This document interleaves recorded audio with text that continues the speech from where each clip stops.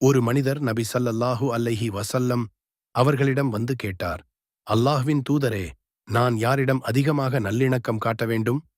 நபி ஸல்லல்லாஹு அலைஹி வஸல்லம் கூறினார்கள், உன் தாய். அவர் மீண்டும் கேட்டார், அடுத்து யார்?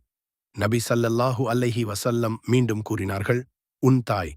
அவர் மூன்றாவது முறை கேட்டார். நபி ஸல்லல்லாஹு அலைஹி வஸல்லம் மீண்டும் கூறினார்கள், உன் தாய். அவர் நான்காவது முறை கேட்டபோது, உன் தந்தை என்று கூறினார்கள். ஆதாரம் சஹீஹ் அல் புகாரி, ஹதீஸ் எண் 5971, சஹீஹ் முஸ்லிம், ஹதீஸ் எண் 2548. மேலும் ஒரு ஹதீஸ், நபி ஸல்லல்லாஹு அலைஹி வஸல்லம் கூறினார்கள், சுவர்க்கம் தாயின் காலடியில் உள்ளது. ஆதாரம் சுனான் அன்-நசாயி, ஹதீஸ் எண் 3104, முஸ்னத் அஹ்மத், ஹதீஸ் எண் 15594, ஹசன் தரஜா.